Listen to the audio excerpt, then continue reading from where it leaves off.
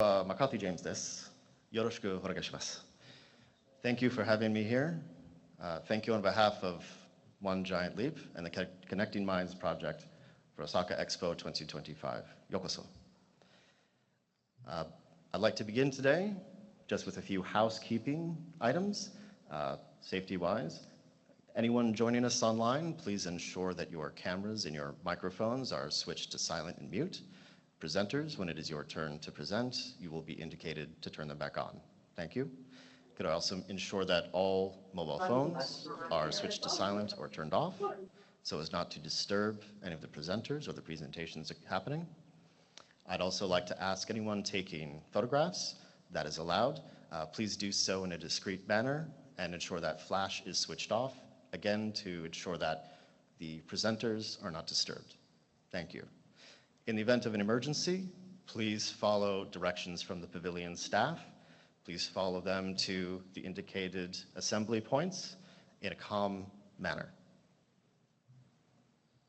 So, we begin with an Australian tradition, an acknowledgement of country. This is a tradition in Australia where we pay our respects and our acknowledgements to the traditional owners of the land and where we are. And I'd like to bring a revised version of that to Japan today.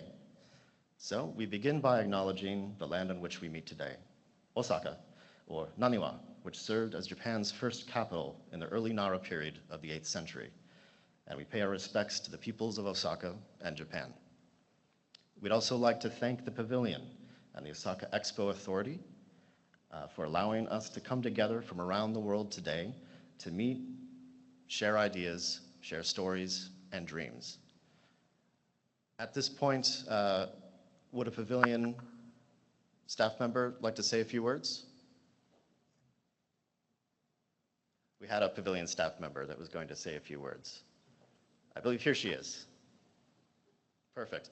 Excellent timing. Thank you.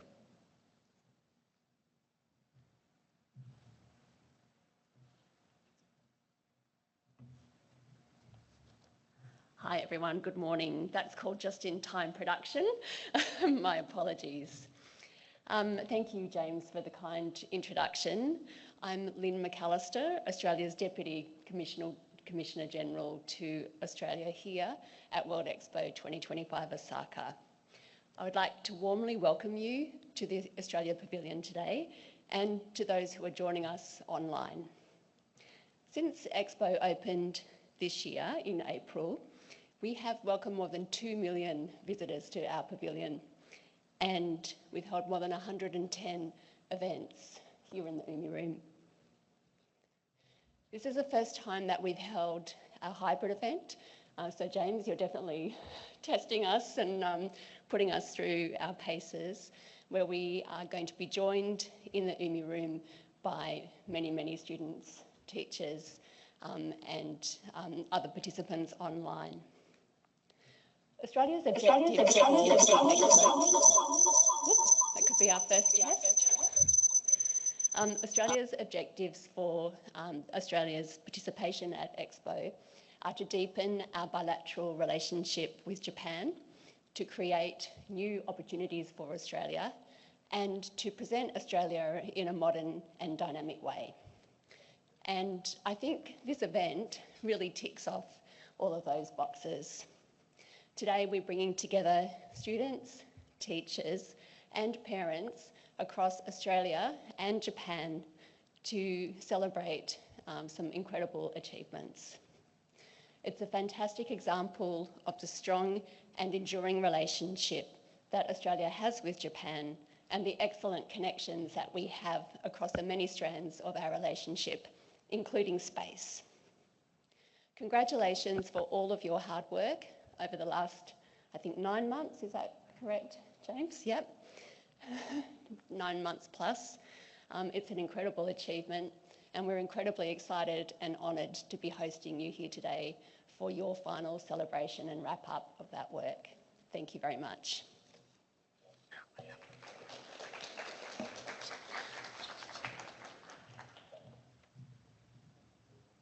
Thank you very much, Lynn. Moving on, I'd like to just move through the flow of today's morning session. We're beginning with our introduction. I'll go through a few more points for the presenters. Then we'll move into the project keynote speech and the presentations. For the presenters, in person, you'll be moving through your slides using this clicker here. So when you come up, the clicker will be at the lectern here, and you can click through, forward for your slides, and back for your slides. Yeah? For those of you controlling slides for presenters online, again, you can use this, and the presenters online can just give you a signal, next slide please, or something similar to indicate to move to the next slide. Once you're finished with your presentation, please put the clicker back on the lectern. If you need to adjust the microphones, if you're really tall or really short, just do that, no problem. In terms of the order of the presentations, we will begin with Team Space Station, who are investigating the use of different species of moss to contribute to human habitability on a space station. Will be followed by Team Mars, who have been looking at renewable power in space environment. By Space Frontier, who have been investigating sustainable ways to afford fuel and oxygen for humans to live and be mobile on the moon. They'll be followed by Team Stellus, who have been investigating how to build sustainable human housing and habitations on Mars. And then Aussie Nippon Mars Explorers, or ANMI, who have been investigating life underground on Mars. Click. They'll be followed by Shooting for the Stars. Their project has been exploring the use of lava tubes as livable habitats on Mars. Then Lunar Explorers, who have been investigating the tensegrity, or wheel designs of different designs on different designs of rovers. That's a mouthful. Including those for portable human habitation on the surfaces of the moon and Mars. Next will be Team Takoyaki Demakoka, who have been investigating the toll of the body and how to maintain good health What is whilst on essential Mars for in you? space missions. They'll be followed by think Esquejimos, Energy. who've been investigating To enable to agriculture in live on Mars, space, one including of the most promising research-based energy projects sources around we land can rely seaweed, on vertical is farming, and one more. already familiar to us. And last but the not sun. least, for the morning session, we'll have OzPan, who've been looking into rooms in space that recreate home environments for mental health. Before we move on, I'd like to take a moment to acknowledge and thank the team who have been working so hard to make this project possible. A lot of you To enable to live on Mars, one of the most promising energy sources we can rely on is one already familiar to us, the beating sun. heart of this entire Living project. on Mars, The we soul that drives it forward is solar powers Jenna, hold the potential to be sitting the up the back cornerstone there, of sustaining who greeted you as you everyday came in, life. who many of you have seen perhaps on your mentor calls. She really is the driving force behind this entire exercise. Our We don't mission get paid is to for this design a work. satellite All system this work that to we do support the is donated sustainable hours from us. development of human And life on Jenna's Mars. passion for this The project and satellite giving the will students focus here on the generating renewable opportunity energy in and the space and experiences that using this that energy project to power offers. communication systems. It would not be It's really a possible without reliable her way to strength and harness without her passion for energy. education.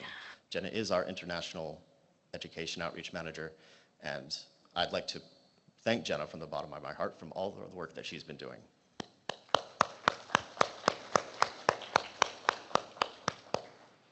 I'd also like to thank Yui Nakata, who is also our colleague from Japan. She is currently the Kibo ABC Australia lead and liaison to JAXA. Yui is a fantastic aerospace engineer. She has also a love and dedication for education and reaching out for students to give them opportunities in space. So Yui, thank you very much for your support, your advice, and all your hard work.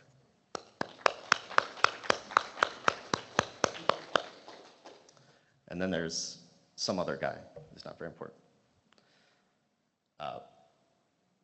I'd like to just say a few words. I've written a small speech about this event, if you'll indulge me. Today, we celebrate the culmination of an extraordinary event, a partnership that bridges two groups of students united by a shared commitment to innovation and discovery. Australian and Japanese students have come together over the course of the year to tackle a multitude of complex STEM challenges, creating truly remarkable solutions from a fusion of perspectives that has hopefully transformed their approach to scientific inquiry and teamwork. Oh, I accidentally clicked through. Because this collaboration represents more than just an educational exchange. It embodies the spirit of international cooperation that drives breakthrough discoveries. Students don't just learn from textbooks and a whiteboard. They learn from doing. They learn from practical exercises. They learn from each other. They learn from trial, error, failure, and success, combining innovation and creativity with detail, precision, and dedication. To the students, I have no doubt that the educational benefits of this partnership that you've had will extend far beyond not just today, not just your classroom, but the years to come. Japanese and Australian students alike have gained invaluable exposure and experience in real-world collaboration, its benefits and wins, but also its pitfalls and challenges, not the least of which is communicating effectively, time management, soft skills. Throughout experiences like this, however, you develop also your critical thinking skills, skills that can only emerge when different educational philosophies intersect. You, the young scientists, engineers, biologists, artists, philosophers, you have learned to better communicate your ideas across ideal barriers, cultural barriers, and language barriers, adapting your methods, incorporating diverse approaches. Most importantly, discovered that elegant solutions can arise from this combination of creativity. The cultural exchange woven throughout the Connecting Minds program aims to create global citizens who will shape tomorrow's technological landscape. As you work side by side on things like energy solutions, conservation technologies, and sustainable habitation, just to name a few. You're not just building scientific knowledge, you're building bridges between cultures and hopefully forging friendships that will last into the coming years and beyond. These partnerships prepare young innovators such as yourselves for real-world challenges and will hopefully help you tackle things from mental health to space exploration. When we invest in you, when we invest in the youth of nations like Australia and Japan and help them work together, we're investing in a future where scientific discovery knows no borders, and where the next generation of leaders understand that our greatest achievements come not from working alone, but from working together. This is the ultimate goal of the Connecting Minds project, and it has been my honor to be part of that journey. 本当にありがとうございます。Thank you.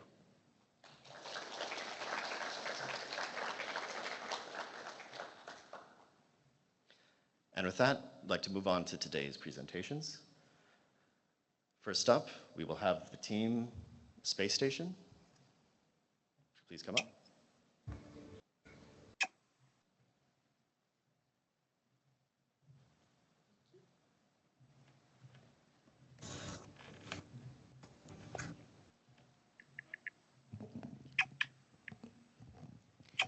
Hello, we'd like to welcome you all to the Osaka World Expo. Our Japanese team does not seem to be here yet, so we'll go ahead and present first.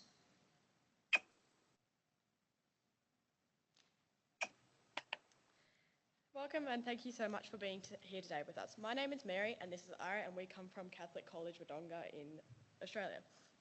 For our presentation, we decided to look into the use of moss in space travel and living aboard a space station, utilising it as a temperature and oxygen regulation.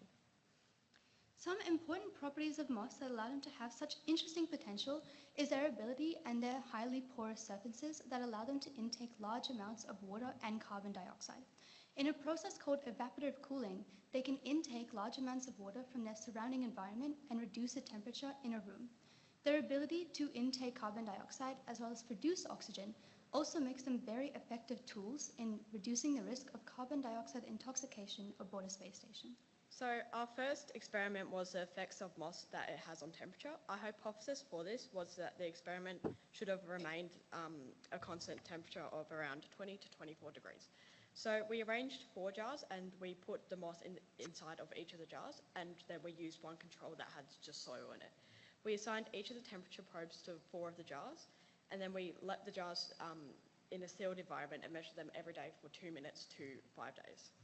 Our hypothesis for this experiment wasn't supported. However, one of the mosses did achieve the desired results of 19.02 degrees, which was closest to our comparative target, the ISS. To further this experiment in future, it would be better to keep the moss within a more sustained environment. So for our second one, we did effects on moss on oxygen production. And our hypothesis for this experiment is that the moss will undergo photosynthesis and maintaining a carbon dioxide levels and actually producing oxygen. So for our materials and like the whole step process for this, we basically did the exact same as our oxygen, our temperature, and the only difference was that we only measured on day 1 and day 5 instead of measuring all days. Our hypothesis for this experiment was somewhat supported, as once again pincushion did achieve the desired results, with run 1's final ppm being 700 and run 2's final ppm being 578. This is indicative of photosynthesis taking place and the moss converting carbon dioxide into oxygen. For future experiments, it would be better if the moss was kept in an environment more similar to the one on the desired space station, and it would be better if the tools being used to measure would be more accurate to oxygen production. So these ideas can be implemented through the use of ponds, which is the passive orbital nutrient delivery system. The use of moss being used in space could really become an actual reality. Ponds is a self-sustaining system that requires no major upkeep or daily maintenance. The structure of ponds involves a freestanding reservoir of water from which the moss can draw up when it's needed. Ponds can be used in temperature regulation, oxygen production, and water filtration. Implementing the pond system in key locations such as ventilation systems and international installation could ensure regional temperature and decrease the CO2 levels within the spacecraft. Overall, we came to the conclusion that the best moss to be used aboard a space station would be pincushion, as it achieved the desired results for both temperature and carbon dioxide. So moss in space is still a project that is a fair while away, but with more testing and technological development, this can be actually used in space and effectively. We'd like to thank you all so much for coming and listening to our presentation today. We'd also love to thank our team members in Australia, Lily and Cameron, as well as our teacher, Mr. Brad Murphy, and Jenna and James for being such wonderful caretakers for us on this trip. And we'd also love to thank the Osaka World Expo for letting us present today. Thank you. And just some of the photos that we also managed to.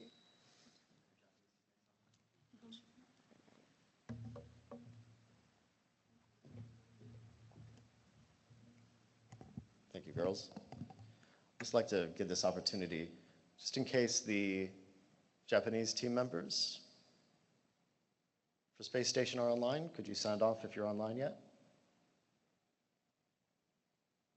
Possibly not.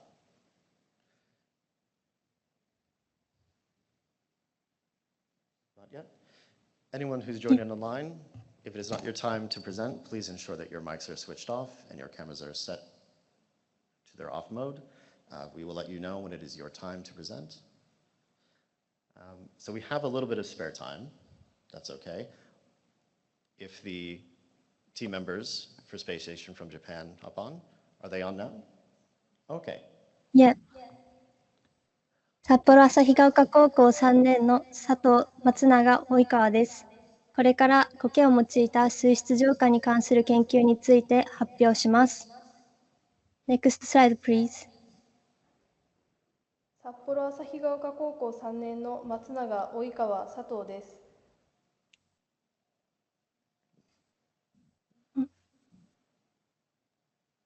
One second, please. Okay.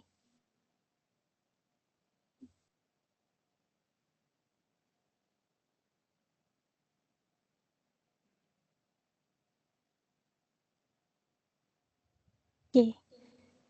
将来の宇宙生活において、生活排水の処理は重要な課題となります。従来の排水処理システムは大型で複雑ですが、苔は小さく軽量でありながら、水質浄化、酸素生成、さらには断熱保温も期待できる多機能な生物です。そこで本研究では、苔が生活排水中の汚染物質を効果的に除去できるかどうかを検証することを目的としました。今回の実験では、学校の裏庭で採集したユーリンチャンプライロングムとツボゴケの2種類を使用しました。実験方法です。まず苔を十分に洗浄し、石やスポンジに固定しました。次に模擬排水として肥料のハイポネックスを希釈した溶液を準備しました。硝酸体窒素やアンモニウム体窒素 COD の測定には10万倍に、亜硝酸体窒素やリン酸体リンの測定には100万倍に希釈しました。パックテストを用いて各物質の初期濃度を測定した後、苔と溶液をケースに入れ、ポンプで循環させながら2日間の処理実験を行いました。同時に苔を入れない対象実験も同条件で実施しました。結果です。ユーリンチアムプライロングムでは硝酸体窒素が増加し、ツボゴケでは逆に完全に除去されました。両種ともアンモニウム体窒素は減少しましたが、COD とリン酸体リンは増加しました。対象実験では大きな変化はありませんでした。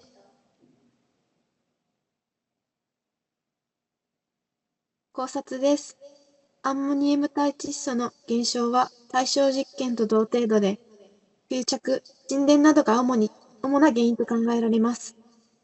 硝酸体窒素はユーリンチアムプライロングムでは大幅に増加したため、消化作用が促進され、ツボゴケでは完全に除去されたため、積極的に吸収されていると考えられます。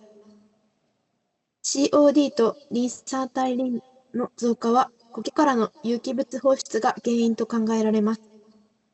また、苔に付着していた土が実験前に洗浄しきれず、流れ出てしまったため、その土に入っていた成分が各物質の増減の原因になっている可能性も考えられます。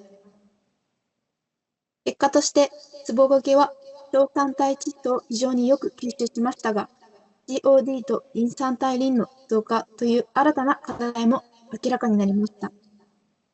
宇宙での実用化には、総合的な水質管理システムとして、多段階処理の開発や必要です。今後は処理時間の最適化や苔米処理方法改良により、効果的な水質浄化システムの実現を目指します。参考文献はこちらです。以上で発表を終わります。ご清聴ありがとうございました。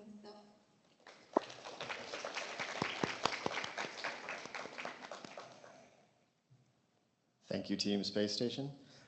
Their slides were on a timer, so I was trying to make sure they were staying online. So we are a little bit ahead, but that's okay. I want to save enough time for the next team to come on. While I do so, just again, a reminder to anyone coming in onto the stream, if you're not presenting, please ensure that your mics are switched to silent and your cameras are turned off. Presenters, when it is your time, you will be asked to present, then you can switch your mics and your cameras back on. Thank you. For the students who are also taking part in the Connected Minds project, we have also provided, as a small token of our appreciation for all your hard work, a small gift bag for each school. In the bags, we have a certificate for each of you, thanking you for your hard work in the Connected Minds project. We also have, especially on a very hot, sunny day like today, we have a hat for everybody with the Connecting Minds logo. And also we have a mission patch for everybody. Mission patches are very important for anyone who's gone to space. I have several mission patches that have flown in space from astronaut friends, from NASA. And mission patches are very important because they connect everyone involved with the mission to that mission. They're an expression of all the dedication and teamwork that went into that. For every mission that goes to space, there's hundreds, thousands of people involved in that. So it's very important to have something that connects to that. For example, for the Apollo mission that sent human to the moon for the first time, over 500,000 people were involved in that mission. Everything from the scientists to the engineers, the astronauts, but more than that, the people involved in logistics, the people who were the machinists, the fabricators, the electricians, the plumbers, the technicians, who not just designed the rockets, designed these systems, but built them, put them together, maintained them. From the ground up, it's a diverse ecosystem. Anything you can imagine in space, there's an equivalent on Earth, and there is in space, whether it's a doctor, whether it's a healer, a botanist, a florist, maybe someone who cuts hair. When we live in the moon and in space, we have to think about hygiene. Space tourism is going to become more and more prevalent. People are going to be living outside of the Earth more and more. We have to think not just about the technicalities, but how are people going to live in these environments? So even if you don't want to be an engineer or a rocket scientist or an astronaut, please think about the opportunities that await you in space. We're still a little bit ahead of time. And so, Jenna, would you like to say a few words? Just want to keep things on schedule. Thank you.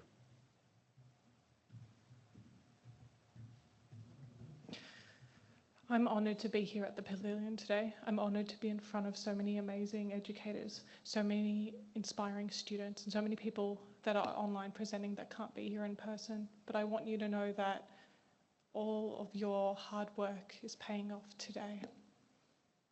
You've worked for months for this day, and we are all so proud of what you've achieved in the last few months.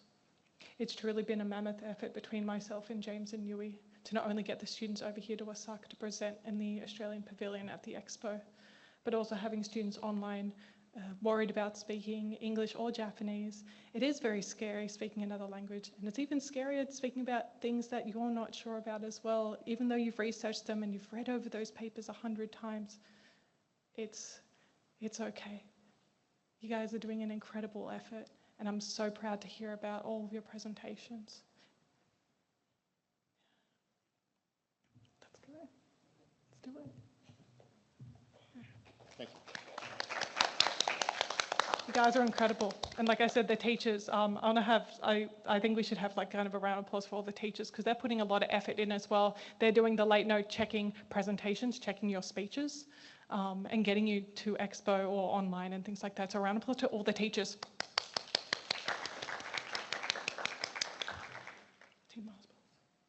Thank you, Jenna. Thank you. With that should bring us just about. ちょっと待ってください。札幌旭ヶ丘高校3年の That brings us just about on time for our next group, Mars Bars, who are presenting fully online today. Mars Bars, if you are online, please unmute your mics, show your cameras, and let me know when you would like to begin.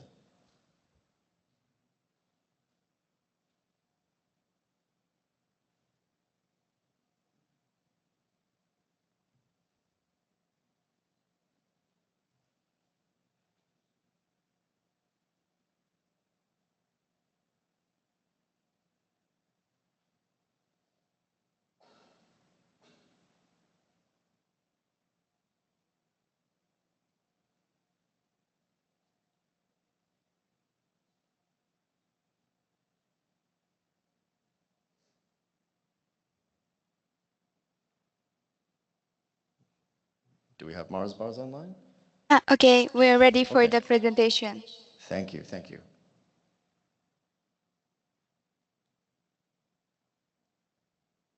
Please let me know when you'd like me to switch slides. Okay. Hello, we are Mars Buds. Today we present about SREN, Spaceborne Renewable Energy Nexus. Please imagine the future life on Mars. What is essential for you? We think energy. To enable to live on Mars, one of the most promising energy sources we can rely on is one already familiar to us, the sun. Even on Mars, solar power holds the potential to be the cornerstone of sustaining everyday life. Our mission is to design a satellite system that supports the sustainable development of human life on Mars. The satellite will focus on generating renewable energy in space and using that energy to power communication systems. By creating a reliable way to harness and store energy, our project aims to strengthen the connection between Earth and Mars while preparing for long-term human colonization of space. 私たちは火星での持続的な生活を支えるために衛星をデザインするということを掲げています。特にエネルギーの重要性について注目し、どのように再生可能エネルギーを作るべきかという点について考察しました。Next slide, please.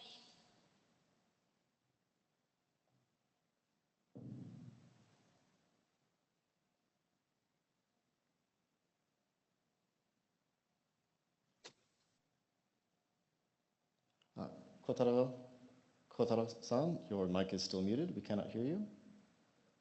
Are we unable to hear you, unfortunately?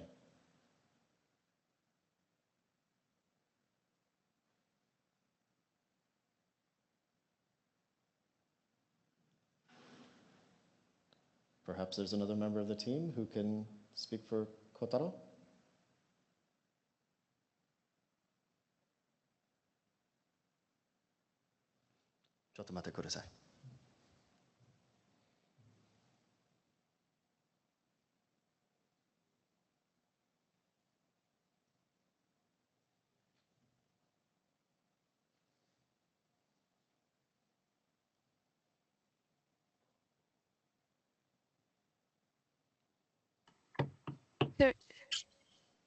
Sorry, he has an audio problem. So, why this matters? Energy is vital for all life, wherever we live, whether in cities, rural areas, or even remote environments. The sources of power are inescapable, shape the way we survive and progress. エネルギーはすべての生活に対して必要なものです。それはどこに住もうと関係ありません。特に私たちにとって未知な世界である火星においてエネルギーは重要であると考えます。Next slide, please.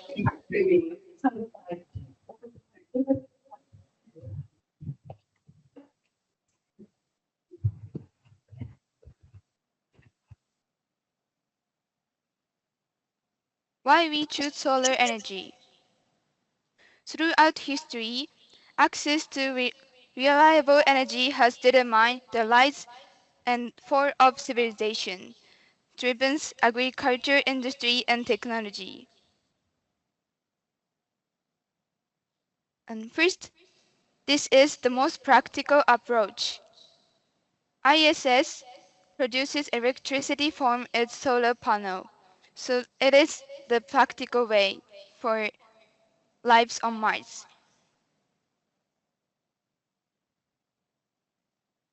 Next, the necessity of the sustainable energy. The solar energy is the sustainable way and secure green for the future lives.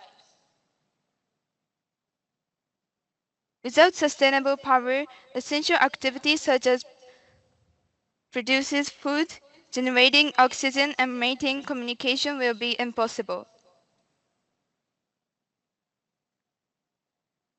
It is very important and the very key to survive the lives on Mars. Next slide, please. Now, let's look at how space-based solar power will work in the long term. Large solar panels will be placed in Mars orbit to continuously collect sunlight. Because they would be above Mars' atmosphere, they would be immune to dust storms and day-night cycle. The collected energy will be transmitted to the surface using microwaves or lasers.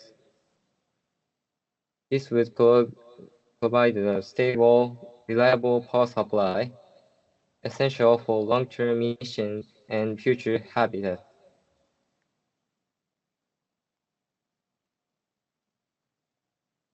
宇宙太陽光発電が長期的にどのように機能するかについて話します。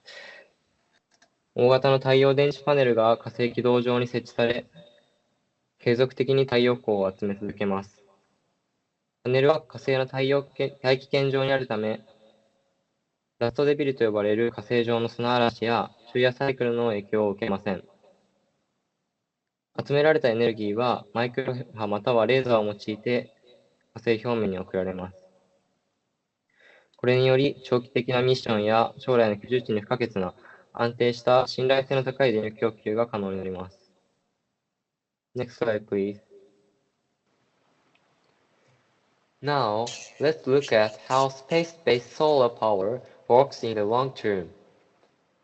In Mars orbit, we place large solar arrays that collect sunlight continuously. Because they're above the atmosphere, they are not affected by dust storms or the day-night cycle. The energy they collect is then sent down to the surface using microwaves or lasers. This allows for a stable and reliable. So how does this system actually deliver energy? It starts with solar collection. These orbital arrays use high-efficiency multi-junction cells to convert sunlight into electricity. Next, the electricity, called DC power, is converted into microwave or laser energy. Then comes wireless transmission. Using phased array antennas, the system sends a hot energy beam directly to ground station. Finally, the energy is received by something called a rectenna. This device converts the microwave or laser signal back into usable DC power, which can be used for habitat, equipment, or even industrial systems. It's a complex process, but each step is designed to maximize efficiency and reliability. 実際はこのシステムはどのようにエネルギーを供給するのでしょうか。まず、太陽光を軌道上で就航します。これらの軌道アレイでは、高効率の多接合セルを用いて太陽光を電気に変換します。次に、この直流電力はマイクロ波またはレーザーエネルギーに変換されます。そして、無線伝送が行われます。フェーズドアレイアンテナを用いて、システムは収束したエネルギービームを顧客に直接送信します。最後に、レクテナと呼ばれる装置でエネルギーを受信します。この装置はマイクロ波またはレーザー信号を利用可能な直流電力に変換し、居住施設、機器、さらには産業システムに利用できるようにします。これらの各ステップは効率と信頼性を最大限に高めるよう設計されています。Next slide, please. Our project not only helps sustain life on Mars, but also teaches us how to live more sustainably on Earth. The technology developed for renewable energy can be adapted to improve energy systems at home. By focusing on innovation and technologies, we prepare for the challenges of space colonization while contributing to a greater future on our own planet. By considering the way to generate the energy and to have better understanding for space, our lives in the future must be better than now. 将来の展望について話します。このようなエネルギーのを作るシステムを考えること、また宇宙についてより深い理解を持つことで革新と技術を生み出し、火星のみならず地球における持続可能な生活も可能とします。Next slide, please. That's all about our presentation. Thank you for listening.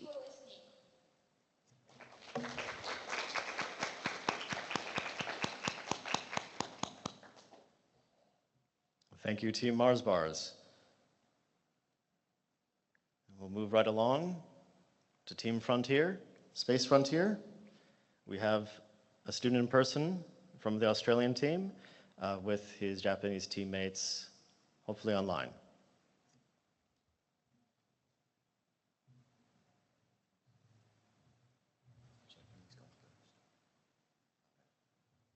If the Japanese students are online, please make sure to unmute your mics and turn on your cameras and sound off to let us know that you're here.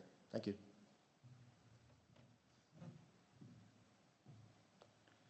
Hello and welcome to our presentations. Thank you for being here. The Japanese team is online.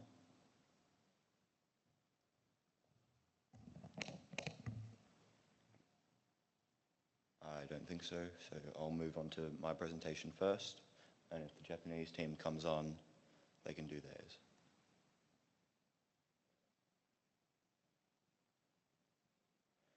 So these are our team members. On the Australian team, we've got Angus McChrystal, Hugh Mason, which is me, Duran Pereira, and Elliot Rowson. And on the Japanese team, Taisuke Ichiuchi, Kogi Miyata, Kotaro Yamada, Nozomi Hachiyanagi. Our idea was harvesting rocket fuel from the moon. We are working towards finding a way to harvest rocket fuel from the moon so that we won't have to take lots of fuel up there, which takes up space and weight on the rocket. Our ideas have varied over time, but our final idea was to find a way to collect the frozen water in the dark craters of the moon, extract it by melting and filtering it, and using electrolysis to separate hydrogen and oxygen in the water molecules, using the hydrogen to make a hydrogen-based rocket fuel, and the oxygen for breathing. Why did we choose this topic? We chose this topic because it was very interesting and there were many complications in the field, challenging us to overcome the problem and strive for solutions. And there's an image of the moon's water density in its craters, which is where we would harvest the ice from. We have researched extensively, looking at costs of rocket fuel, how much it weighs, how much it would cost to actually get to places like the moon and Mars, what resources would be needed, and more. We decided it would be in our best interest to find a way to somehow take less fuel so it would be lighter and therefore cheaper. The idea we came up with was using lunar ice to harvest hydrogen, make hydrogen-based rocket fuel. There were many problems and challenges to overcome, but in the end we came up with a good experiment and got promising results, and our hard work paid off. Water electrolysis. Electrolysis uses direct current to drive chemical reactions, breaking substances down and storing energy in the products. It requires an electrolyte, electrodes, and a power source. A common example is splitting water into hydrogen and oxygen.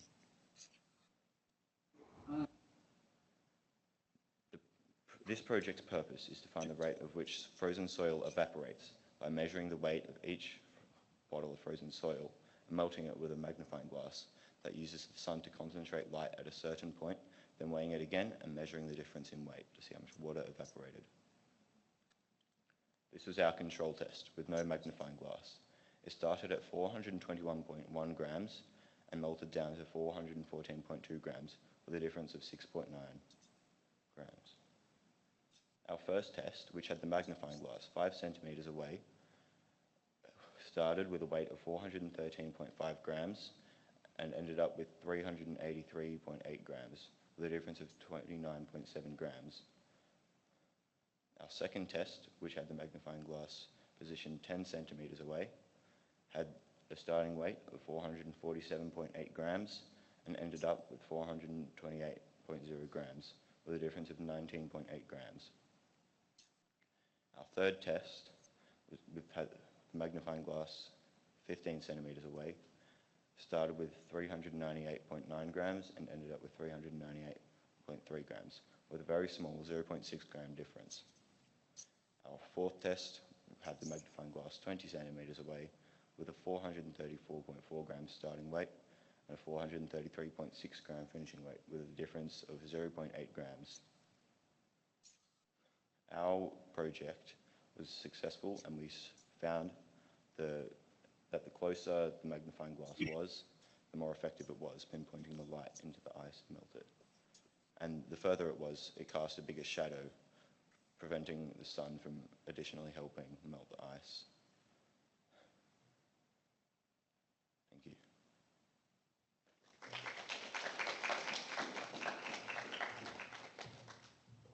Are you there, Nick? Do we I have don't think we're up Japanese to. team members online?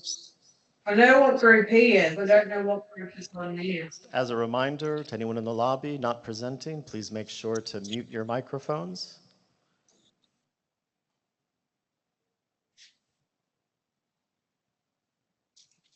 Holly Rodway, please make sure to mute your microphone. Okay. Doesn't look like we have the Japanese team here, but we have a backup recording of their presentation for you to enjoy.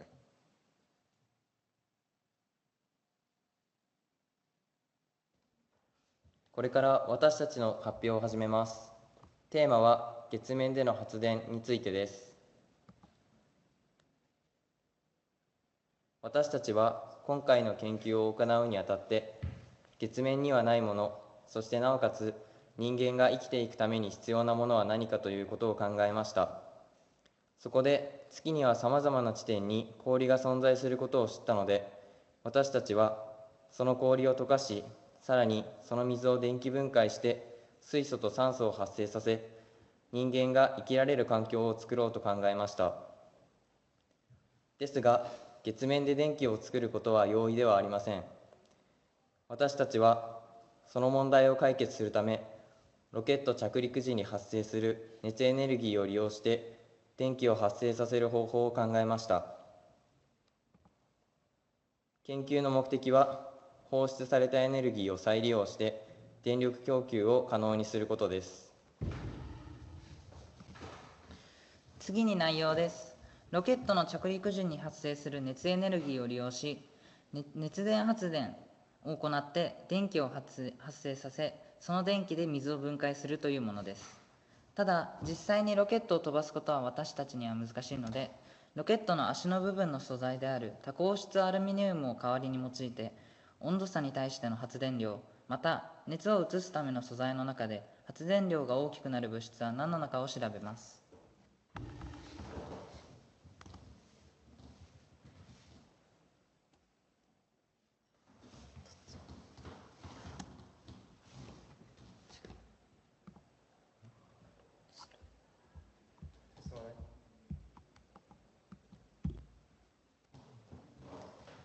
最初の実験は温度差と発電量の関係です。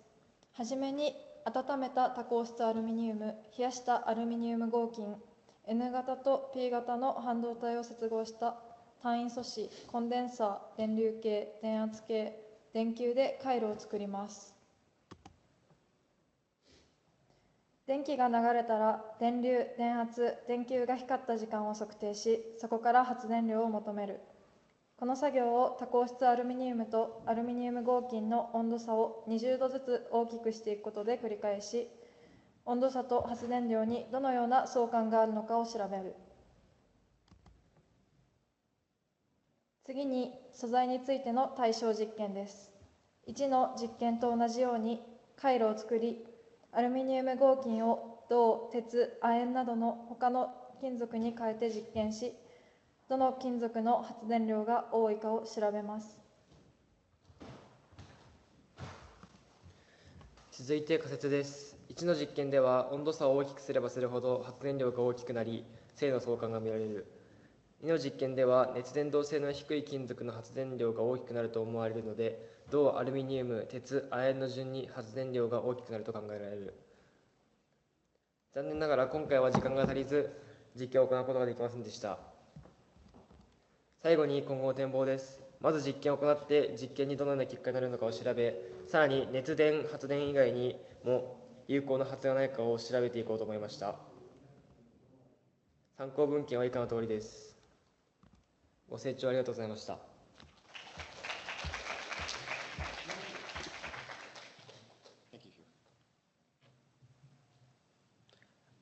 Thank you.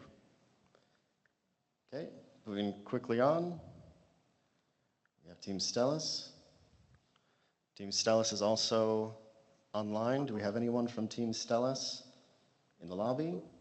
If you are there, please make sure you unmute your mic, activate your camera. Let us know that you're there.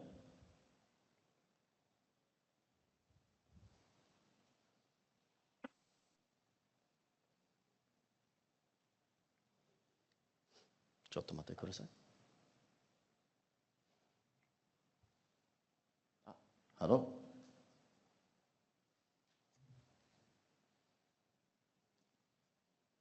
Hello. Hello, Tarada-san. I will control the slides for you. Please say next slide, please, when you would like me to change slides. Okay. Begin when you're ready.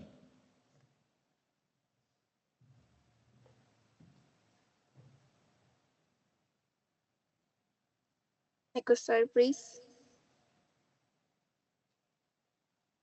Next slide, please. 私たちは火星の持続可能な人間住居について考えました。数人の宇宙飛行士が1、2ヶ月火星で生活することを想定し、住居について調査しました。フェリハイドライトを用いた火星の排水浄化と地球の廃棄物を利用した肥料で野菜を育てることに着目しました。Next slide, please.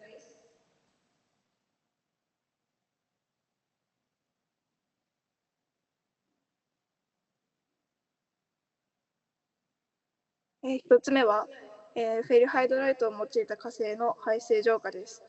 そして2つ目は地球の廃棄物を利用した肥料で野菜を育てることです。Next slide, please.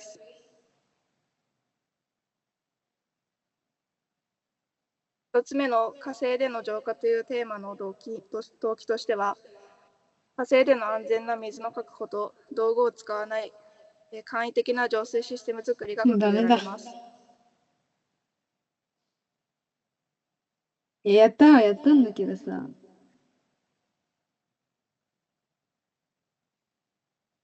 今回はちょっとメンバー選定に恵まれてなかったと。オーストラリアに誰も来なくてさ、ウイたち発表したんだけどさ、プレゼンもウイたちが全部作ったんだけどさ。そう、なんか。音声が。誰も来ないし。だからさ、他のさ、グループがさ、めっちゃさ、ちゃんとしてるわけさ。前のグループとかすごかったよね。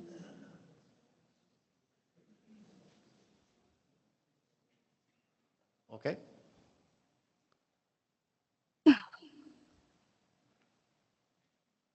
Sorry.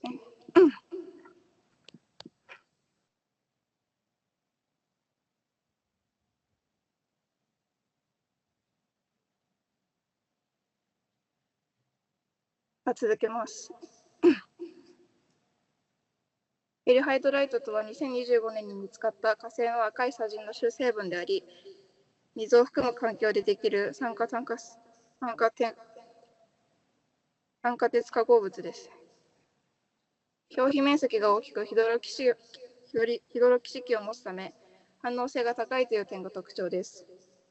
浄水システムの使い方は、まずはじめに火星表面近くの水を汲み上げ、その水とフェリハイドライトを混ぜ合わせて有害物質を沈殿させます。その沈殿物を取り除けば安全な水として使うことができるでしょう。Next slide, please.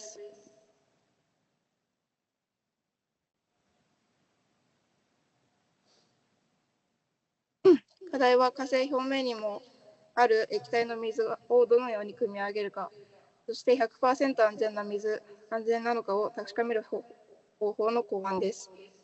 もしこの装置が実現すれば、球から水を持っていくことなく生活を続けられるでしょう。Next slide, please. Sorry. 課題は火星表面にある液体の水をどのように汲み上げるか、そして 100% 安全なのかを確かめる方法の考案です。もしこの装置が実現すれば、地球から水を持っていくことなく生活を続けられるでしょう。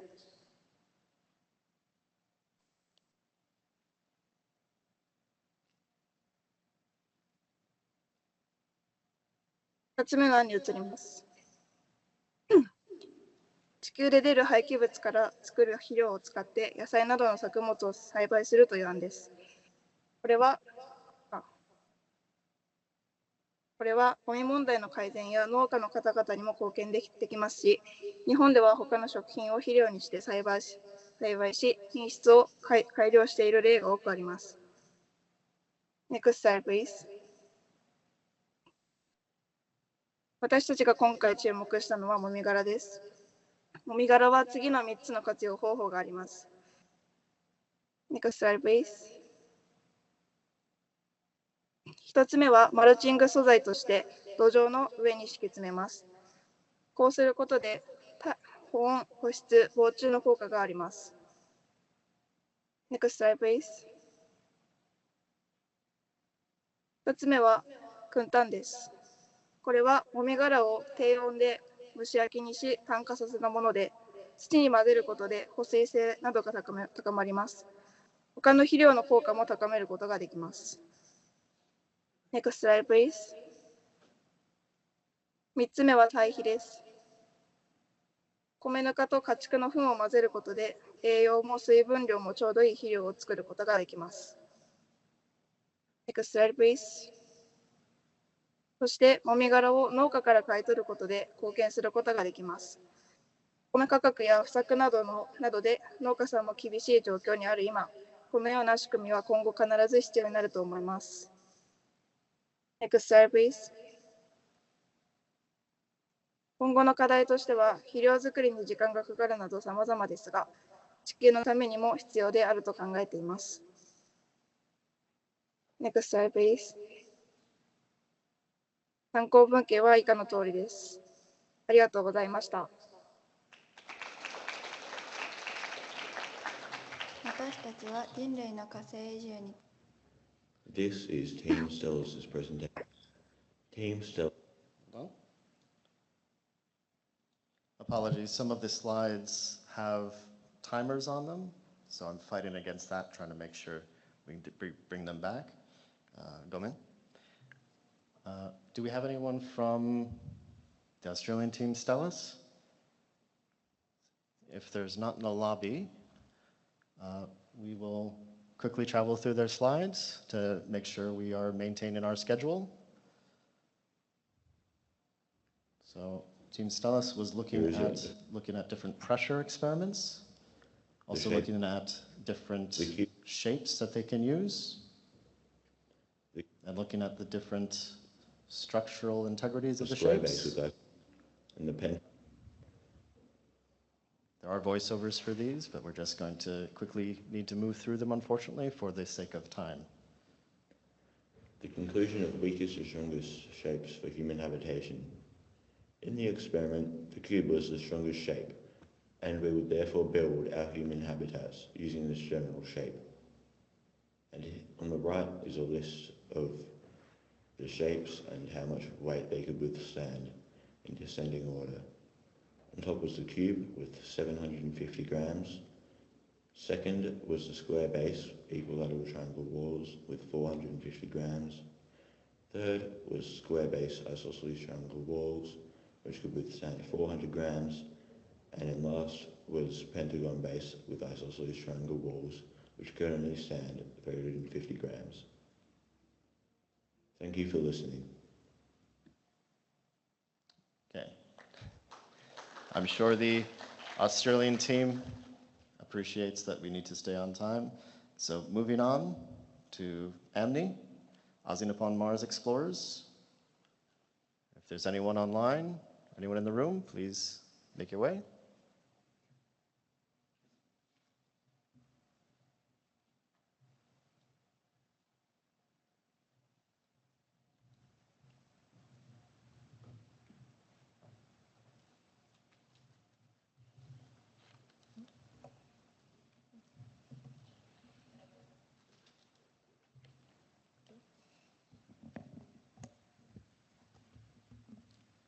こんにちは。発表を始めさせていただきます。はじめにメンバーの紹介です。今回のメンバーはオーストラリアのマウンテンクリーク高校からクリストファー・ホッチス、フレッチャー・ギブソン、トラビス・ラベルの3名、立命館継承高校からは宮田夏美、工藤カレン、そして私吉田ムーが参加しました。チーム名はアンミーで、これは OG 日本マーズエクスプロイターズを略したものとなります。そして今回私たちが研究したテーマは火星での地下生活についてです。調査方法は主にインターネットや書籍での文献調査と専門家への質問を行いました。分担はこのようにして進めました。どのような専門家に質問したのかっていうのは後ほどご説明いたします。ではそもそもなぜこのテーマにしたのかについてですが、地下である理由は地上であると紫外線やダストなどの問題を受けるためです。また火星である理由は近年火星探査のプロジェクトが進められており、実現性が高いと考えたからです。よって私たちは火星の地下に着目しました。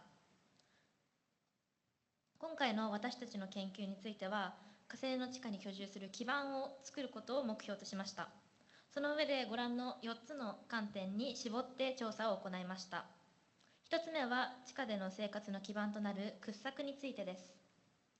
私たちは医療や宇宙開発などに使われているロボットを応用して掘削ができないかと考えました。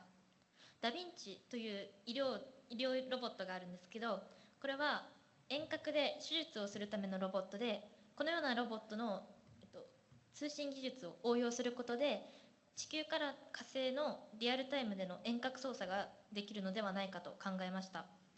そのようにする利点は細かい動きや狭い場所での作業ができること。しかし課題として宇宙までの持ち運び方法や通信方法などが挙げられます。特にこの通信方法に関しては大きな課題となると考えたため、宇宙開発にさまざまな宇宙開発に携わっている森徹様、こちらの専門家に地球から掘削機を遠隔操作することについてどのような問題点があるかお聞きしました。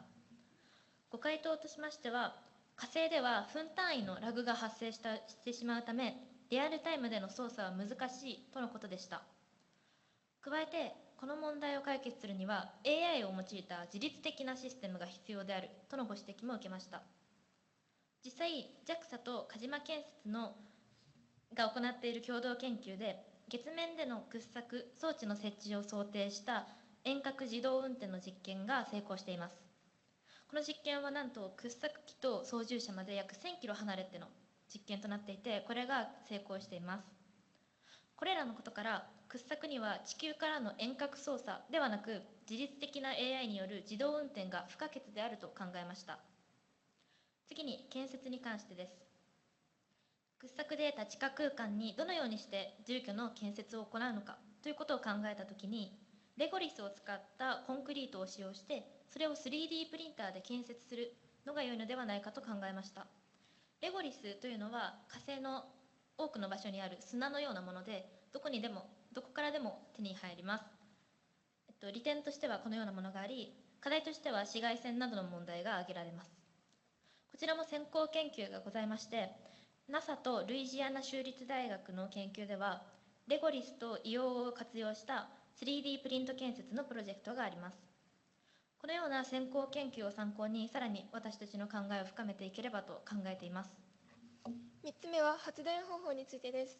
発電といってもこのように様々ありますが、私たちはこの中の地熱発電を用いた再生可能エネルギーを使用したいと考えました。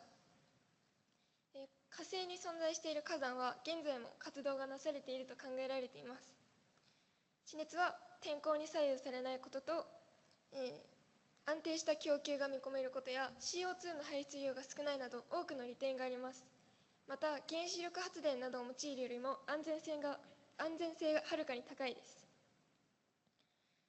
しかし火星においては土壌の調査や、火星内部の研究がまだ不確定な部分が多くあるので、獲得エネルギーの量が不確定な点が問題として挙げられています。また立地が火山帯近郊に限られてしまうことも課題です。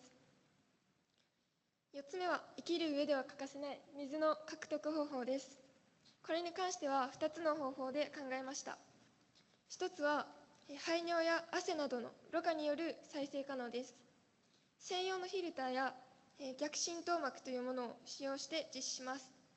このような方法は実際の宇宙ステーションでも研究が進められていて、実用化に向けての動きが見られています。もう一つは火星の永久凍土の活用です。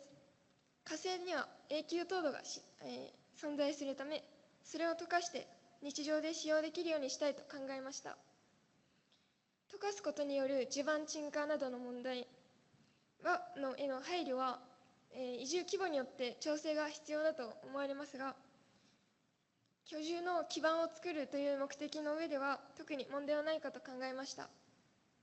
また、水に含まれるウイルスや有害鉱物が含まれているかについては、溶かした氷から得た水をサンプリングして調査を繰り返し行うことによって安全性の上昇を狙います。これらを活用する利点は、地球からの供給の削減が可能なこと、課題は先ほどの水質の懸念やエネルギー消費量が多いことです。この先行研究として JAXA と栗田工業の、共同研究開発が2011年から進められています。開発されたシステム装置は自己完結型の水再生システム、つまりメンテナンスフリーの、システムを実現させました。高温高圧で尿に含まれる高濃度の有機物を電気分解する式や3年以上フィルターを稼働させることを可能にしました。私たちが今回火星での地下生活において必要だと考えたものはこの4つです。AI を活用した自律的な掘削、レゴリスを材料に 3D プリンターでの設計建設、火山を利用した地熱発電、溶かした永久凍土と尿・汗のリサイクルによる水の確保です。今回の共同研究、宇宙についての研究を通して、さまざまな視点からの発想力の転換や、異なるバックグラウンド同士での交流、宇宙開発における将来性について考える貴重な機会になりました。参考文献は以下の通りです。ご清聴ありがとうございました。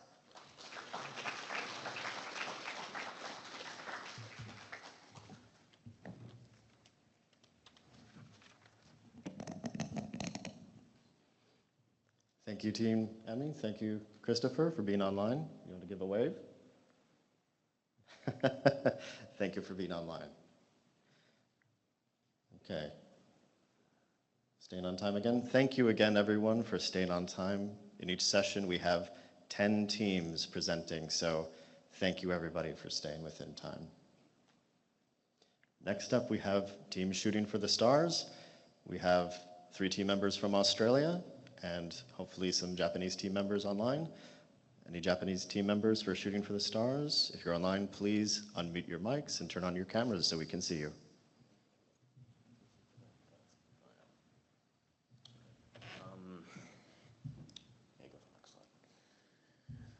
Our project idea was a habitable lunar lava tube with our partner school, Ritzaman Kisho Junior High School, and the Senior High School, and we come from Wodonga Senior Secondary College. Our team members is me, Marcus. We have Brody Lyons, Quinn Rodway, and we have a 4th member named Toby Wells who couldn't be here today. And our Japanese counterparts are Arina Yoshida, Misora Oda, and Natsumi Onozawa. A bit of an overview of the Lunar Lava Tube Base. The Lunar Lava Tube Base is a concept which is designed in mind with the idea of having a lunar base for launching spacecraft easier due to low gravity and researching more on effects of the low gravity on living on the moon. We chose a lunar lava tube base due to its protection from radiation and just a more infrastructure based for the base. And we have a image proving lunar lava tubes on the moon. We chose this topic because we wanted to make it possible for mankind to live on other planets, and we decided to choose the moon because it was the closest.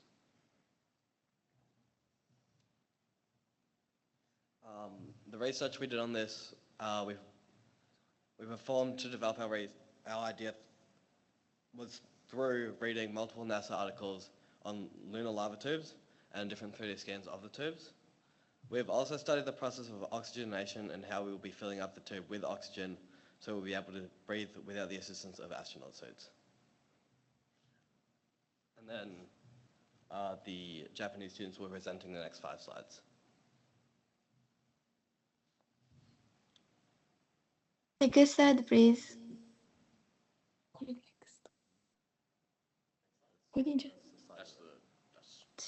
Yeah. 私たちのプロジェクトの目標は月を移住可能領域に変えることです。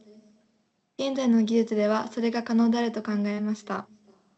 なので私たちは地下の洞窟と呼ばれる溶岩チューブを要塞化して利用する方法を考えました。この溶岩チューブには専門家に質問したことで亀裂を発見してすぐに防いだり独自の人工環境を備えさせることで酸素と安定した食料源の確保が可能になります。改めて私たちの目標は月面の溶岩チューブ内を探索できるようにすることです。そのためには溶岩チューブ内を酸素で満たし酸素ボンベなしで自由にチューブ内を移動できるようにして暮らせるようにすることが大切だと考えました。Next slide, please. 次に月面基地の環境整備についてです。酸素を供給する方法として水の電気分解を活用します。水を水素と酸素に分解して利用します。また、この分解にはエネルギーと水、水素のリサイクルが必要となります。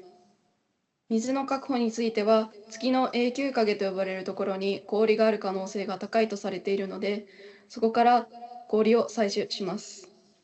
このように水を最低限必要な量確保し、リサイクルを行うことで、安定した水源を保ち、酸素を供給します。次に、食料や作物についてです。4から8週間の間隔で生産が可能なケールは月面基地に向いていると考えました。また、酸素の確保に苔も活用したいと思っています。Next slide, please. 次はエアロックについてです。エアロックは月面から溶岩チューブに封をするドアのようなものです。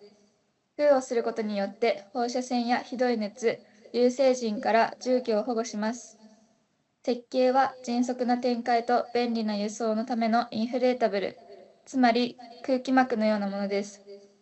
材料は軽くて放射線耐久性が高いポリエチレン、強くてパンク抵抗力があるケブラーです。機能は大気制御を維持することで機器と宇宙飛行士の安全な輸送を可能にできます。利点は分割でき、携帯しやすく、探査場所への適応性が高いことです。Next slide, please. 私たちはこのプロジェクトを通して素晴らしいチームワークや海外のチームとの円滑なコミュニケーションの取り方などを学びました。また、月で移住可能な場所を探しながら、宇宙空間のさまざまな種類の放射能と月面溶岩洞内の理想的な温度について学ぶことができました。さらに、専門家への質問を通してアイデアをより具体的にすることができ、有意義な時間を過ごすことができました。これで終わります。ご清聴ありがとうございました。Thank you all for listening.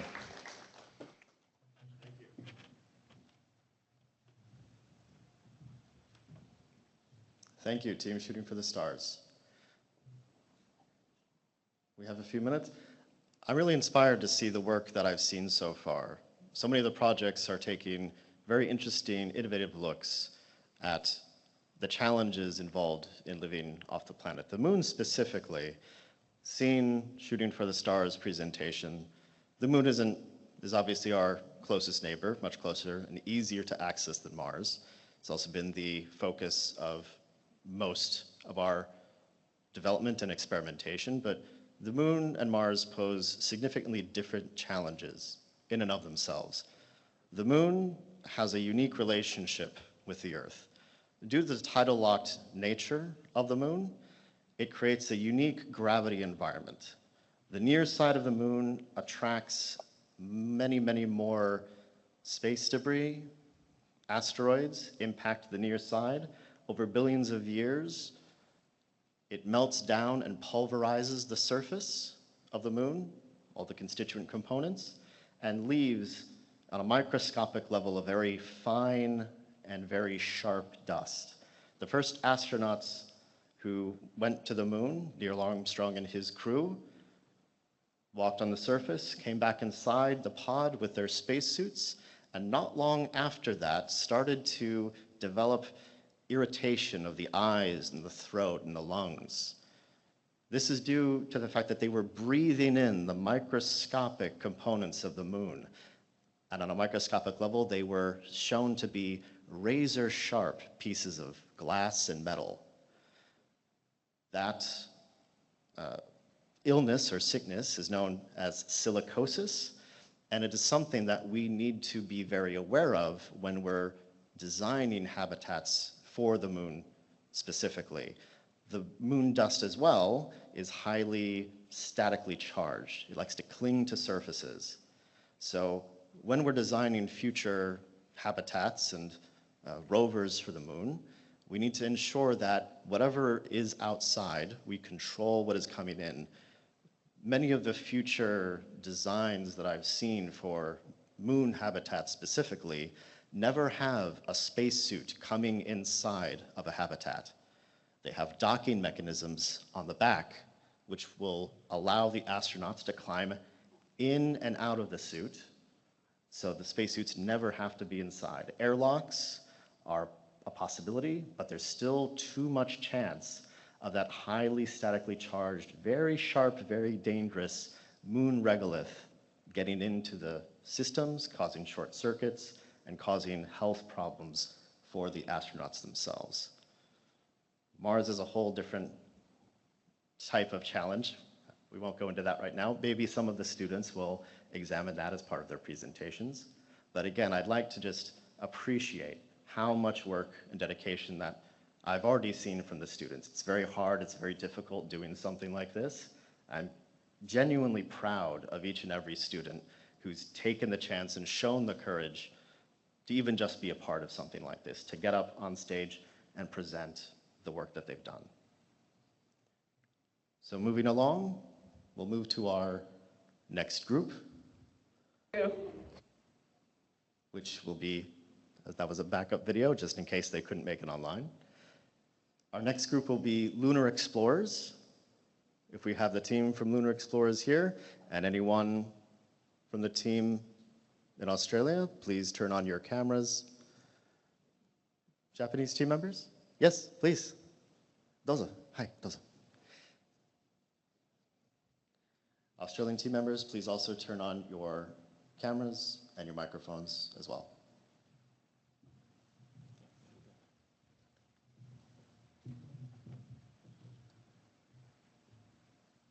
これから私立札幌旭川高校2年次の発表を始めます。私たちの研究テーマはテンセグリティ構造、アクロでも走行可能なテンセグリティ構造を着用したローバーを開発することです。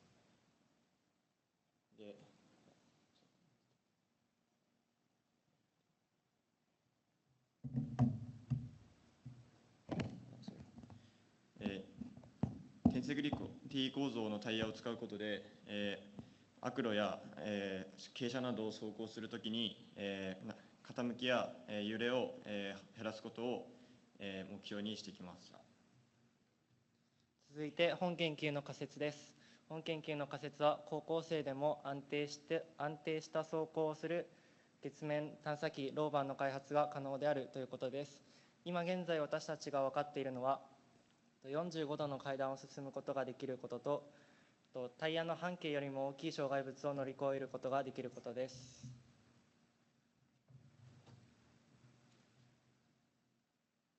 ではまず、テンセグリティ構造とは何なのかについて説明させていただきます。テンセグリティ構造とは、力を加えると形が変形し、元に戻ろうとするような特性を持つ構造です。これを車体の車輪の方に利用することによって、壊れにくく、当板性の高いタイヤになることが分かっています。続いて進捗状況についてです。現在はロッカーボギー機構を用いた6輪ローバーの開発を行っています。初号機が右上のものになります。これはロッカーボギー機構ではなく、タミヤのホイールウォーカーという機材を元にした4輪のタイヤを装着したローバーになります。45度の階段を上ることや月面の環境に似ている砂場でもうまく進むことが分かっています。続いて今作ろうとしているものについてです。月面探査機には多くの場合、ロッカーボギー機構という岩場などを進むときに全ての車輪が常に設置するように設計された機構が搭載されています。この機構にテンセグリティ車輪を組み合わせようと今計画しています。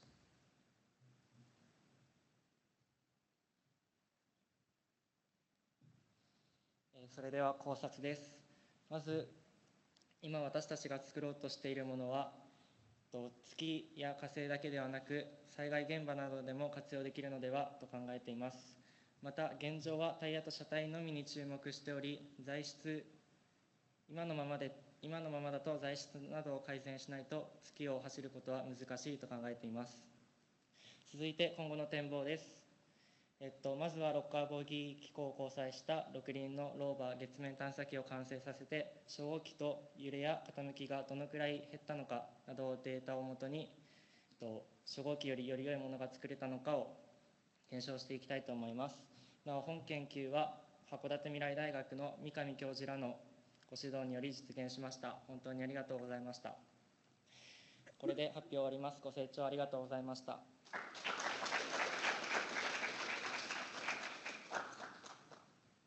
お疲れ様です。今、生徒たちが万博で発表してます。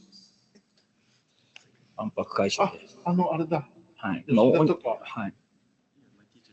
木村友香とか出ます。吉田が大会できないから、はい。こんにちは。私たちは私立札幌旭ヶ丘高等学校の B チームです。これから D チームの発表を始めます。B チームもやってる。今回私たちはアクロ走行可能なテンセグリティ構造のダイヤを装着。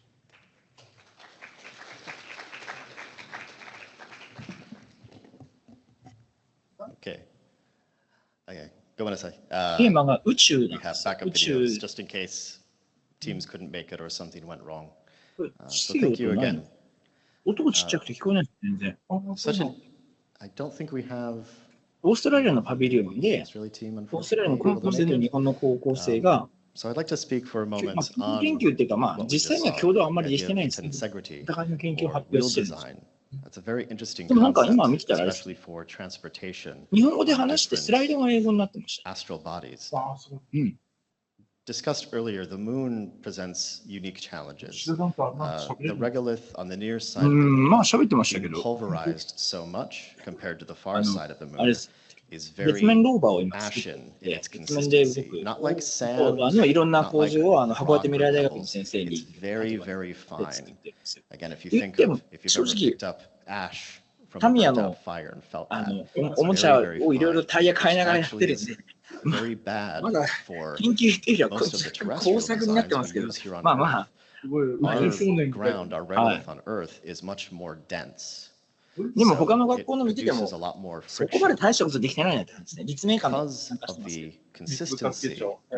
of the regolith on the near side of the 僕が moon. 来るのは大体 Wheels slip どうなんですか instead of ね。あ、 gripping into the surface. 今回は They ちょっと、大 slip 西先生 through の it. つながり So で、 having unique wheel designs like オー this, ストラリアの something 大使館の which 方から声をかけていただ can いて、 navigate rather than have a 先生じゃないと wheel, こ参加し something てんじ that ゃないです kind か of ね。 pedals through it, is a very unique idea.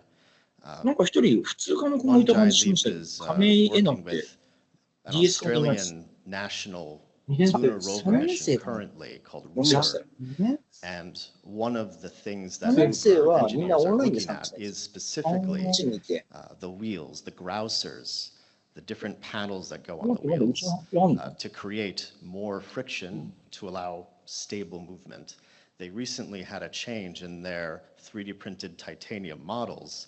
Instead of a smooth, straight grouser, they changed it to a curvy design to create more surface area and more friction with the surface. Mars itself has different challenges, similar in the way that consistency is different. NASA has almost lost several Mars rovers, but we actually did lose one of our Mars rovers when it essentially sunk into the sandy surface, the very fine sandy surface of the Martian regolith, almost like quicksand. It couldn't move its wheels out, and as the wheels moved, it just dug itself further and further down. There are some people who don't want to have any wheeled rovers on Mars anymore. We've learned now that we can have powered flight on Mars. The NASA Sky rover, Ingenuity, which was put down with the Perseverance rover, it proved that we can have powered flight.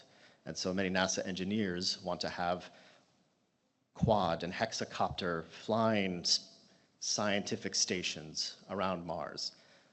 The moon, however, cannot have that luxury. The moon has no atmosphere, so thus we can't have anything flying.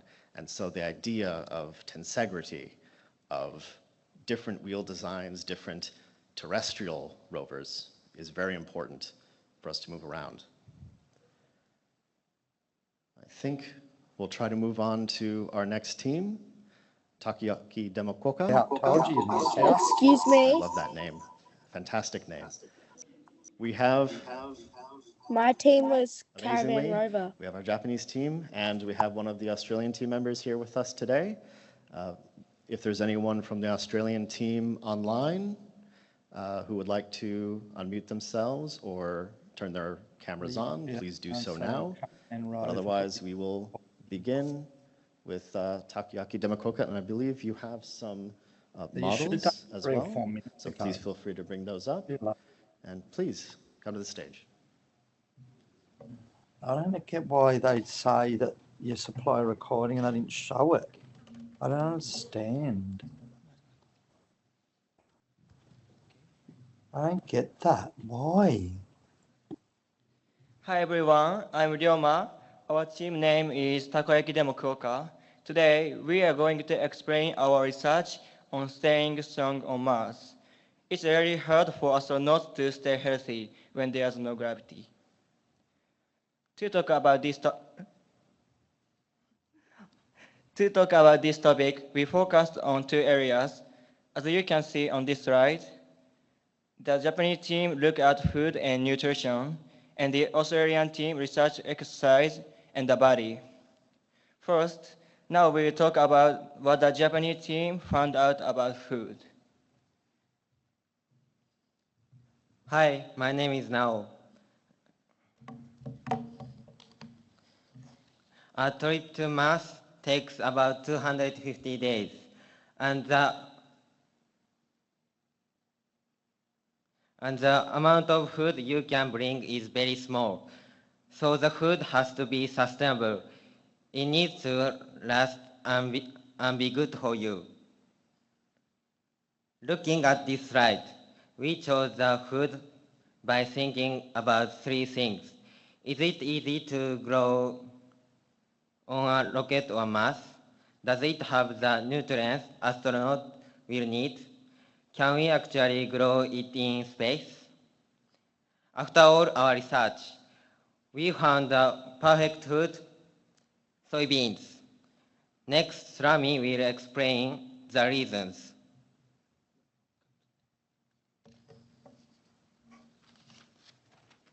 Hello, my name is Sorami. As you can see here, We choose soybeans for four main reasons. They are easy to grow. They are full of good nutrients. They have a high amino acid score. We can enjoy eating them. We'll explain these reasons next. Soybeans don't need much soil or water to grow. They also grow pretty fast. This makes them perfect for a small space with limited resources. Astronauts often lose important nutrients in space. Soybeans have a lot of the exact nutrients which they need to stay healthy. Next, Anno will explain other reasons.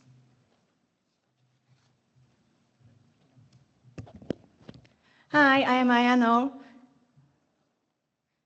There's a score that shows how healthy a food is. For soybeans, the score is 100. This means they are super good for your health.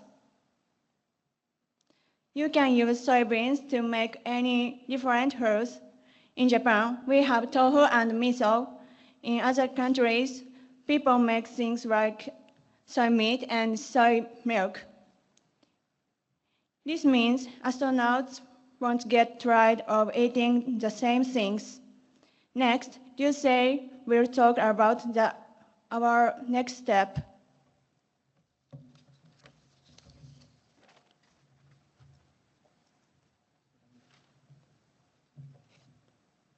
Hello everyone, I'm Yusei. We want to know one more thing. Can they actually grow on Mars? The sunlight on Mars is only 40% as strong as on Earth. So we use a special light to copy the sunlight on Mars. Everything else was the same as a normal plant. This is the picture before the experiments. And as you can see in this picture, our soybeans are growing now. We are not finished yet, but it looks like they are growing just fine with the Mars sunlight. That's all for the Japanese team. Now, Emily will talk about the Australian team's research. Okay, hi everyone. My name is Emily of the Australian team, and we focused on exercise and body. Firstly, this is us on Earth with gravity enacting upon us. We have our bodies have adapted to this weight over millions and millions of years, so taking it away feels unnatural. First, we have the impact on the body. Mars's gravity is only 38% of Earth's, and astronaut studies show that bone mass can decrease by 1 to 2% in reduced gravity. The problem is that weak bones and muscle loss equal a higher risk of fractures and mobility issues. In the long term, colonists could struggle to live and work effectively on Mars. Our proposed solution is an exercise and nutrition plan. By combining targeted exercise with sustainable nutrition, we can maintain long-term muscle and bone health for Martian colonists. I'm going to pass it over to my Australian counterparts over in Australia now, but firstly, Eve is going to come up and show our model. So we were focusing on muscle atrophy and bone osteoporosis. So we symbolically showed muscle atrophy and the degradation of muscle in a model. So we have healthy and unhealthy. And thank you so much. I'll pass it over to my friend in Australia. Hi, I'm Isla. Welcome to Australia. Our proposed solution equals exercise plus nutrients. Exercise being a daily low-intensity focused workout, and nutrients being our soy-based diet. These together equal our integration solution. This is a combined 6-month routine for colonists and researchers, ideal for maintaining bone and muscle. Next, our case study method. Astronauts on the ISS receive personalized plans. We've used a fictional colonist case study, keeping it realistic and individual. Meet Jacob. He's a 38-year-old male researcher who has a reliable background in fitness. He is our case study. Thank you. Hello everyone, my name is Taylor and I'm from Australia. This is how we formatted our health plan. It's divided into 6 months, which is then divided into 3 phases. The first is the integration phase. This is when we have just arrived and our bodies are getting used to the environment, low intensity. Second is the assimilation phase. Here we are gradually increasing the intensity to build strength and endurance. And finally, the plateau phase, slowing down once again to focus on sustainability and recovery. We have a section for nutrients and a section for exercise in the one table. In the nutrients section, we have key nutrients, food examples, and ideal outcomes. And in the exercise section, we have machine exercise and exercise, targeted area, and rationale. Now, rationale is not just the reason that we did the exercise column, but the reasoning as to why we chose to do everything else in the columns prior. Thank you. Hi, I'm James from the Australian team. Here's how we can practically apply this table. This is Jacob's week in action. This occurs during the assimilation phases of March and April. Here we have nutrition and fitness goals. For nutrition, 2,600 to 2,800 calories a day, balances across proteins, carbs, vitamins, and minerals. And the fitness goals are meant to build strength and endurance through a 60 to 90 minute a week workout, including mindfulness activities. For nutrition, we have 80 to 100 grams of protein a day. Next is iron and B12. Then we have calcium and vitamin D. Back to fitness. We achieved our initial goal through cardio with either a cycle ergometer, alternatively sprint drills with a harness. We gave expensive and unfeasible equipment that would be taxing and expensive to transport alternate/cheaper options. Next, we have functional strength, core, and full body movement, mindfulness, and mental health.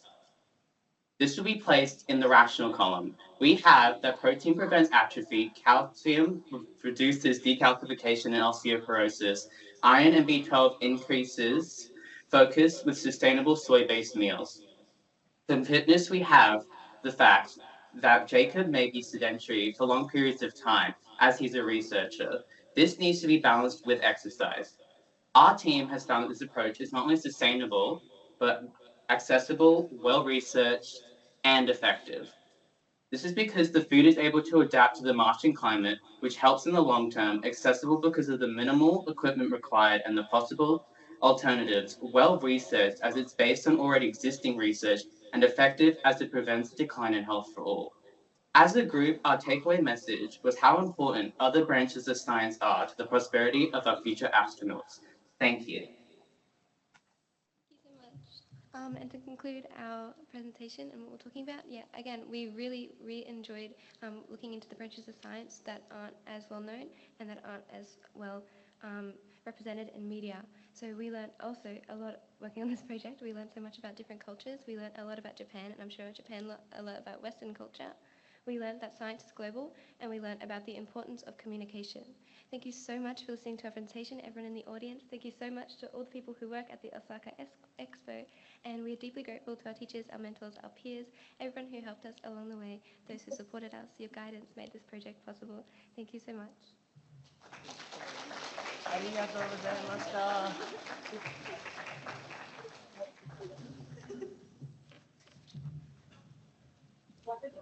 Thank you, everybody. Amazing! That was incredible! Oh, no, I want to hear what he yaps about now. Just like to remind everyone in the Microsoft Teams lobby, please make sure that you have your microphones muted and cameras off, unless it is your turn to present. But I think we all share your excitement. I'd like to move along onto our next team, SK GMOS. If we have anyone from SK GMOS, yeah, and anyone online, if you're online at this point, please unmute your microphones, turn on your cameras. I will let the students here take it away.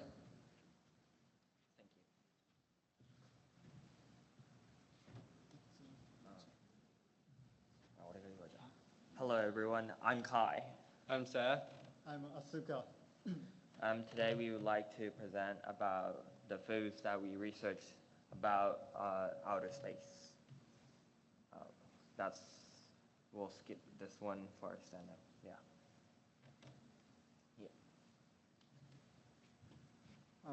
We would like to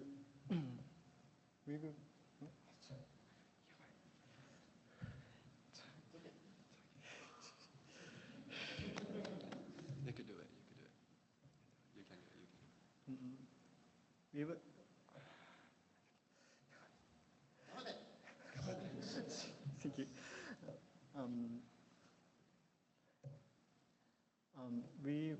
We would like to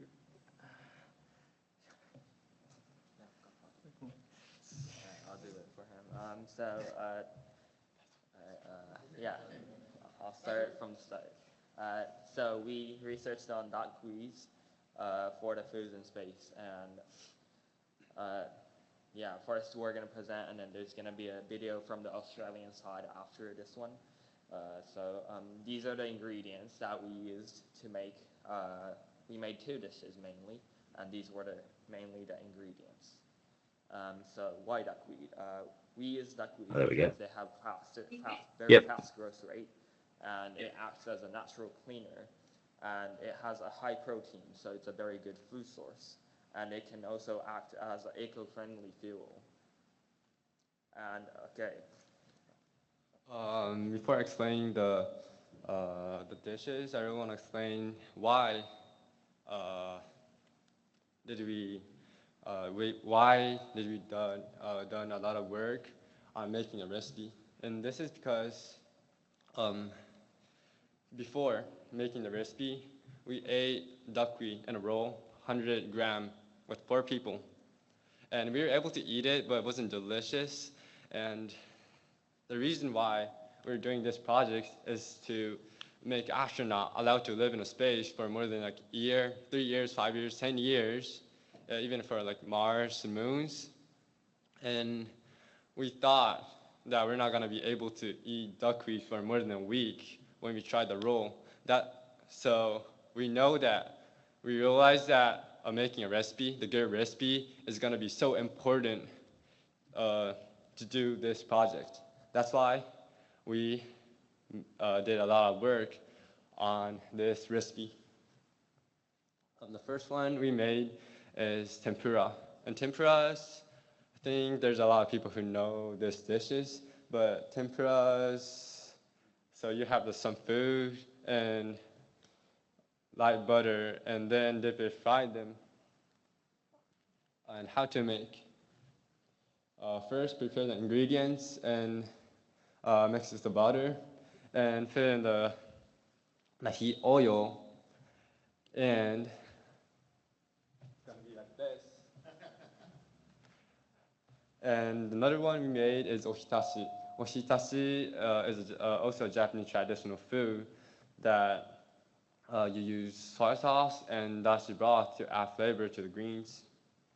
So first, you're gonna put the duckweeds to the hot water for a few seconds, and then cool it down, and mix with soy sauce and dashi, and put katsuo and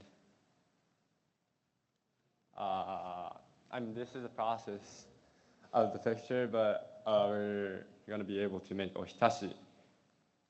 And we also made some sushi and also furikake, but it didn't win like the great, so we show you ohitashi and tempura here. all right. Thank you, Fess. So next, I would like to talk about the challenges that we could face making these 2 dishes. The first is the use of oil. Since oil is a liquid, it could float around space, and it is very difficult to use. And another challenge that we could face is how to bring in other ingredients. Since there is limited space in aircraft, you cannot bring everything that you want to space. So we've sought up 2 solutions to match these 2 challenges. The first is have a place where you will be able to cook things in space.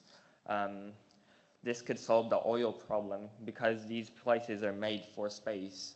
So yeah, I guess oil wouldn't float, but we thought that this idea was not too realistic, and we thought of another idea. The second idea was to think of dishes that can be easier to make in space. One of the ideas that we thought of was making a smoothie. Making smoothies is a lot simpler than making a dish because it has less ingredients, and it also solves the problem with oils and things like that. So I think it would be a great idea. Yeah, that's about it for the presentation, and thank you for listening.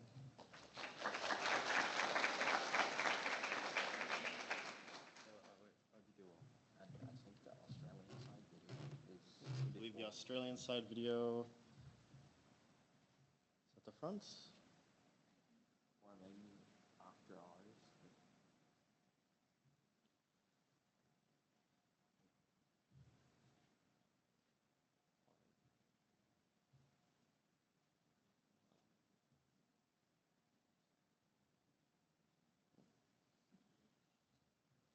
trouble loading.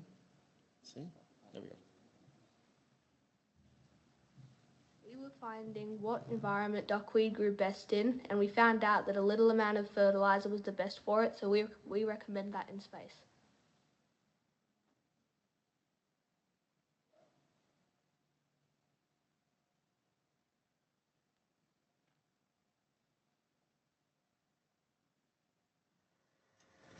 This is the collapsible 3D printed vertical farming tray, the prototype. We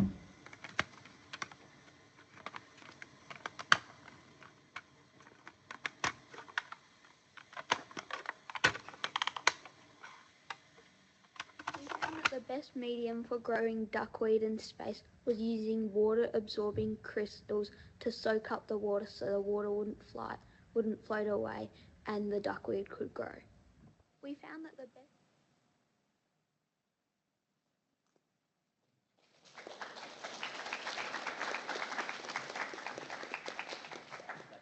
Thank you. Thank you very much. Thank you very much. Yes, another round of applause. These students are working very hard. It's very difficult to come up. It's very difficult to speak. So again, I'm so proud of all the students for just coming up on this stage. Every experience is very valuable, and you've learned something from this experience. If you had trouble, please don't let it define who you are. Just use this experience and grow. Every experience lets you grow and become better. So please, don't feel discouraged, okay? Just keep at it. Okay.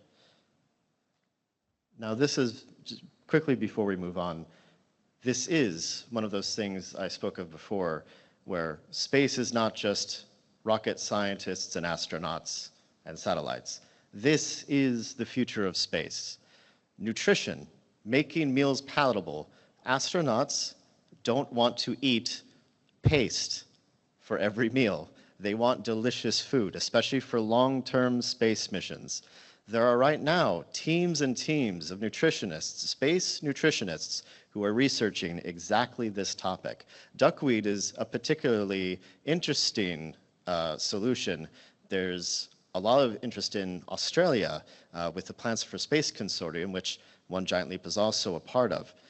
Looking specifically at duckweed, using genetically modified versions of it, not just to eat, but for medicinal purposes, to use to create organic polymer resins for 3D printing. And that's a very interesting possible use case for duckweed specifically, because it grows so quickly, it doubles daily. You can get a lot of mass very quickly. If you could genetically engineer it to potentially develop its own biolayer of oils, perhaps you could use the duckweed itself instead of having a vat of oil, which is very dangerous in space especially. Microgravity, the oil will cling to surfaces, it will blob out, and having to heat it to that temperature is dangerous. But if you could engineer the duckweed itself to have a layer of natural oil, you could heat that at a lower temperature and maybe have it cook itself at a much lower temperature. Very interesting ideas, very interesting to see. We're almost at the end of the day for the morning session. We'll get through to the last entry, OSPAN. But I'd like to request that after OSPAN, we go back to revisit Lunar Caravan. I've just been informed that we've got their backup presentation from the Australian side. So after OSPAN, we'll go back and revisit the Australian recorded presentation that we should have. So with that being said, OSPAN, anyone from the OSPAN team, please come up to the front. Anyone from the OSPAN team online, please make sure that you've unmuted your mic and you've activated your cameras so we can say hello to you.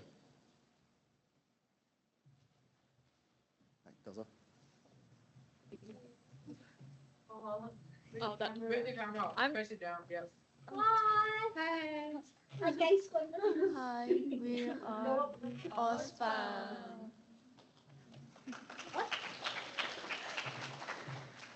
We're gonna play our presentation video.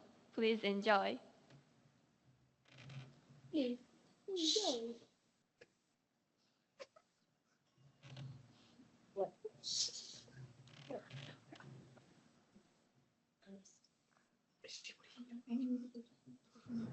Hello. We are Sumeka Moriyama Junior High and High School students. I'm Hime, Haruka, Hana, Yuka, Emma. First, let's discuss the challenges faced by astronauts. The first is that their internal clocks become disrupted in space. The second is stress from confined spaces. We wanted to solve these problems. In space, there is no sunlight or a 24-hour cycle. This causes the human body's internal clock going sync. We could create a 24-hour cycle using sunlight and the outside scenery. Therefore, we thought that installing a VR window that lets sunlight in inside the rocket would solve the problem.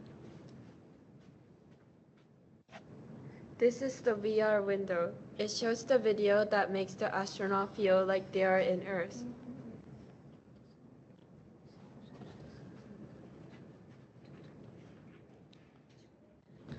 Astronauts face problems with their biological clocks in space because they cannot experience natural sunlight or darkness. To solve this, I designed a VR window that can switch to different sceneries such as sunlight, sunset, and night view. With this system, astronauts can adjust their sense of time more naturally even while living in space. The part I worked hardest on was creating realistic images with AI. In space, there is no sunlight, no sunset, and no 24-hour cycle. Our VR window shows sunlight and the Earth scenery. It gives astronauts a normal day and night, helps their body clock, and makes life in space more comfortable. In the future, as people stay longer on the Moon or Mars, our VR window will help them stay healthy and feel closer to Earth. Thank you.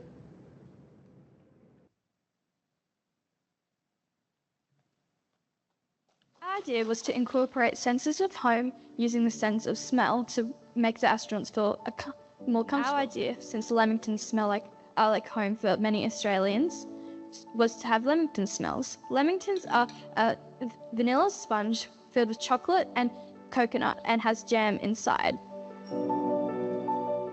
私たちのアイデアは宇宙飛行士さんたちが住んでいるところにいるかのように感じれるように、匂いをいつでも嗅げるようにすることです。オーストラリアではこの名物がとても人気で皆さんが知ってます。バニラケーキの中にジャムが入って、その上にチョコとココナッツがまぶしてあります。Favorite is a common trait we have in Australia.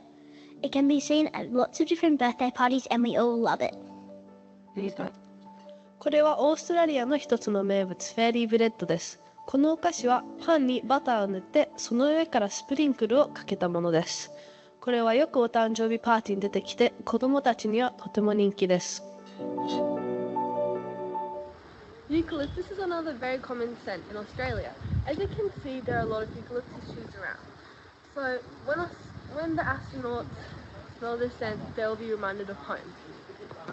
ユーカリプトスはオーストラリアではとてもいっぱいある匂いです。ここで見えるように、ユーカリプトスはオーストラリアのいろんなところに生えてます。Our main aim was to make the astronauts feel less homesick. We wanted to recreate the sense of home. We used this by incorporating the senses of smell and vision. We incorporated the sense of vision by recording areas that the astronauts might be from, and we made it so that we can show it through VR.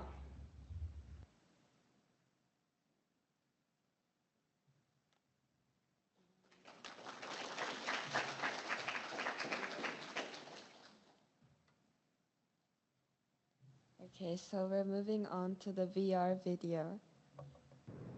Hello.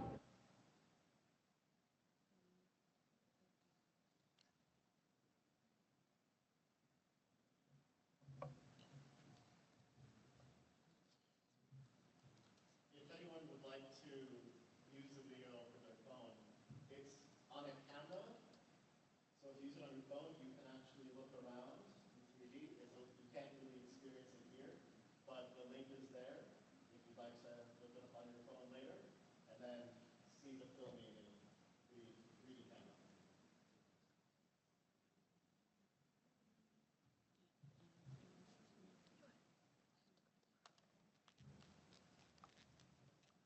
So we tried to make a rocket model, but it was too small. So that is why we showed the home environment in our presentation. This is the end of our presentation. Thank you for listening.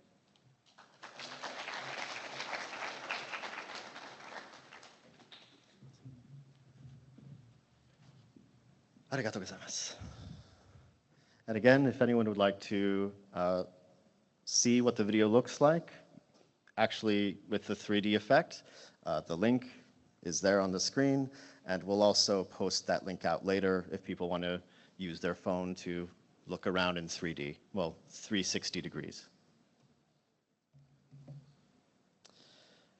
With that, that brings us our last presentation, but again, I'd like to, if I can, rewind just a little bit, because I believe we have the lunar rover video. ちょっと待ってください。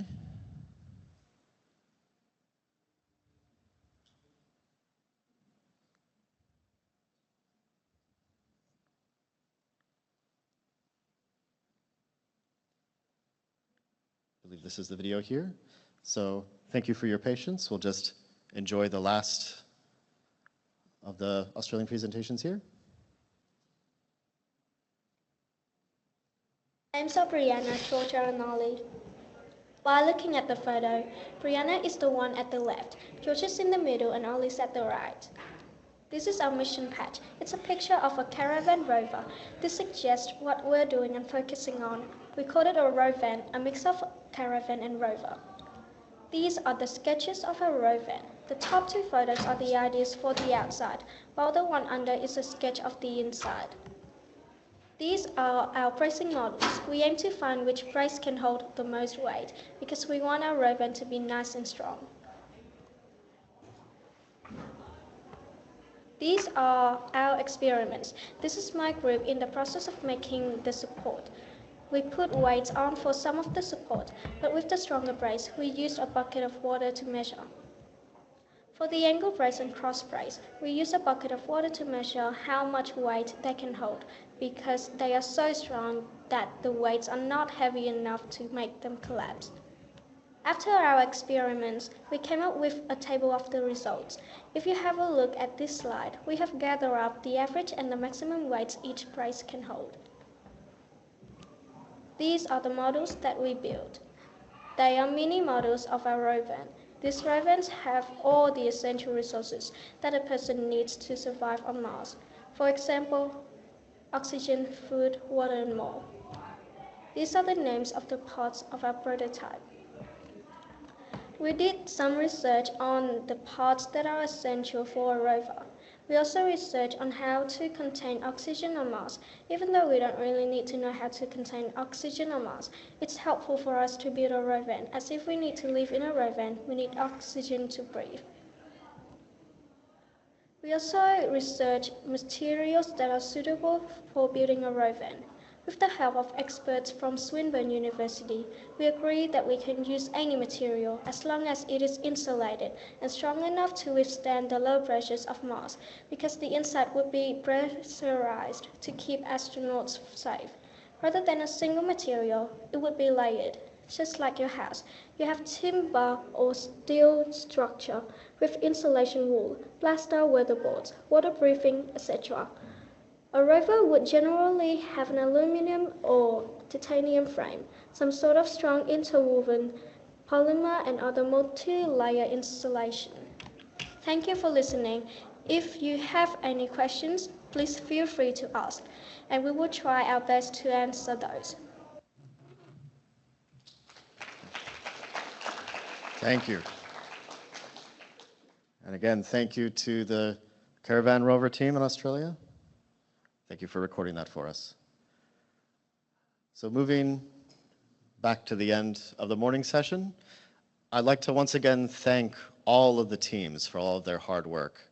Speaking to OzPan, our last presenters, that is, again, also very important. Mental health is extremely important for long-term space habitats. I was informed that Australia posted the scents over here, but unfortunately they didn't make it in time.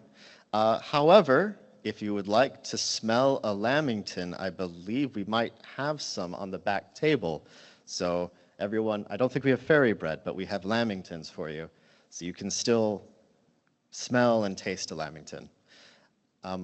With that said, thank you all for being here this morning. Thank you to the students. Thank you to the teachers. Thank you for supporting the students and making sure that the project progresses. It's been a lot of hard work, I'm sure.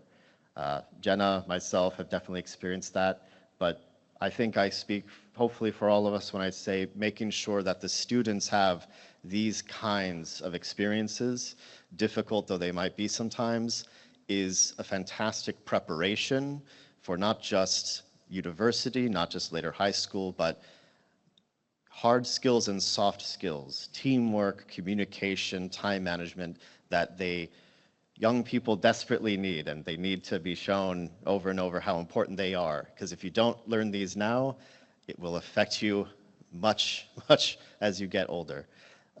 Thank you so much for being here. Thank you again to the Australian Pavilion, and thank you to everyone who joined us online. Thank you.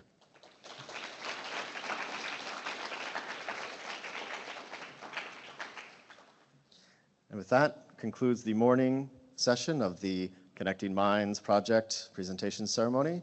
If you would like to join us for the afternoon session, again, that will begin at 2 p.m. Osaka time. Anyone who's joining in person, please ensure that you are here by 1:45 to make sure that we can start the afternoon session right on time. Thank you. Enjoy the rest of the expo.